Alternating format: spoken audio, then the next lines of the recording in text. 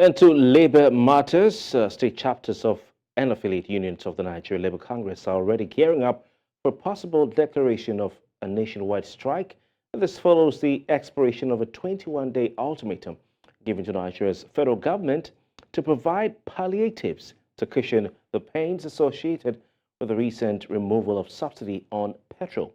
The organized labor had earlier embarked on a 2-day warning strike to press home its demands. And after the warning strike, the Nigeria Labour Congress gave the government a 21-day ultimatum within which to meet its demands. With the expiration of that ultimatum last Friday, the NLC has scheduled an emergency meeting of its National Executive Council for Tuesday at noon.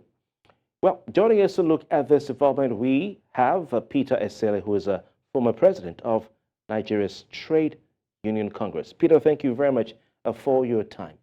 For the umpteenth time, the Nigeria Labour Congress says it will embark on a nationwide strike over failed talks with the federal government's representatives on the issue of removal of the subsidy on petrol. Now, is this another empty threat? Some Nigerians seem to think that the NLC, is a dog that barks but doesn't bite. Well, thank you for having me. Now, with the expiration of the 21-day strike, so the process within the labor movement is that once you give an ultimatum, then the next thing is the National Executive Council will have to meet to make a decision. Whether there'll be strike or no strike, I think the National Executive Council meeting scheduled for Tuesday will determine that. But one thing is very clear here is that there seems to be a division within the organized labor in the country, because what we are hearing is majorly Nigerian Labour Congress, which is the NSC, and not the TUC. So majorly, if you are calling for a nationwide strike and you want to have a symptom of being very aggressive and being able to mobilize and make the strike effective, both organizations, both the TUC and the NSC, need to be on the same wavelength. But so far, this is not happening. Interesting, Peter Esele. What are your thoughts on some of the grievances of the Nigeria Labour Congress, which include, the increase in salaries or lack thereof, and the rejection of the palliative measures so far introduced by the federal government, amongst other grievances? I think they have a case in terms of talking about national minimum wage, which is salary increase. They have a case, but I think that's also not something that can happen in 2 weeks or 3 weeks. I think there should be room for consultation, room for negotiation on the appropriate minimum wage that will be agreed upon, that will be beneficial not just to the organized labor, but also to the entire country, because the organized labor that we talk about are less than 10% of those who are really in employment. And on the issue of palliative, what I've always emphasized is we talk about the issue of transportation. At the moment, more than 60% of monthly earnings now go for transportation. I expect the organized labor who are in the forefront of negotiating with government to put this in the front burner. And when they put why I'm saying they should put it in the front burner, because it's most likely that we will be paying more. If you go by the current price of crude oil in the international market in terms of dollar to naira, uh, we'll be paying above 600 to about between 650 to 700 naira per liter for petrol. And in a short while, you are going to have subsidy come back again. So we should be prepared. I expect the organized labor to put on its thinking cap to be prepared for both scenarios. Well, Peter Esele, there is the belief that the Nigeria Labour Congress cannot be trusted any further. Uh, what do you think the NLC needs to do to win back the hearts of Nigerians?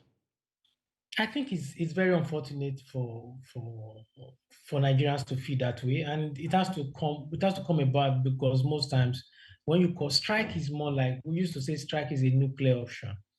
It's not something every week or every other month you want to call a strike. No, one thing you have to do, we used to say, if you want to go on strike, first you have to do the designing.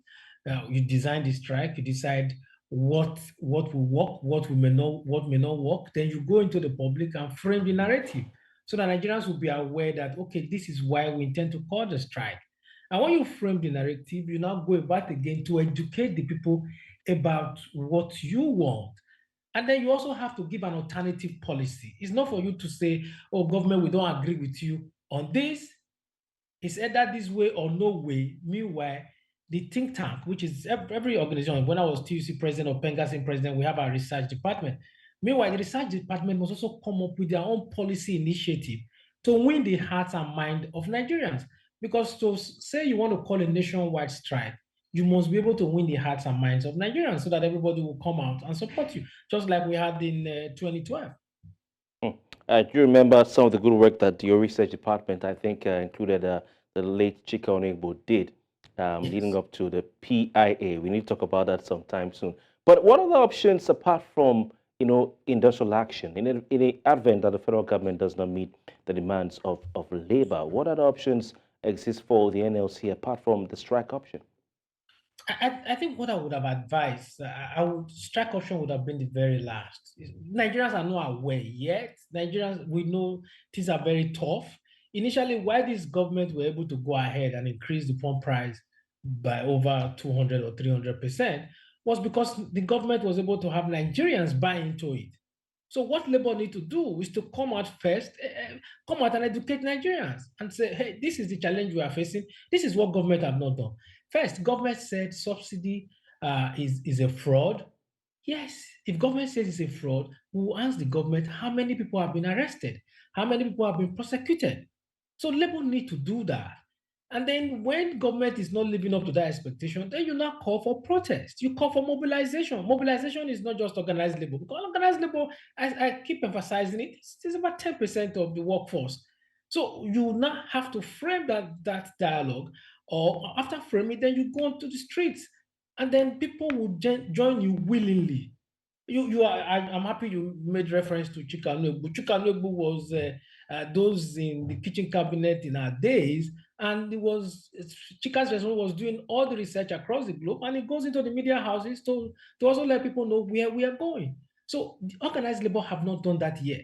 And they need to get into the consciousness of Nigerians so that Nigerians will actually appreciate that they are working for their own, for the interest of Nigerians. And once you lack that, then you now have a credibility problem. And I will tell you categorically, the NSC, they may not have any ulterior motive, but the way they are going about it, because if you don't handle things properly, perception becomes the reality. That's some real food for thought right there. Peter Esele, thank you so much, a former president of the Trade Union Congress, for joining us on the news. Thank you for having me.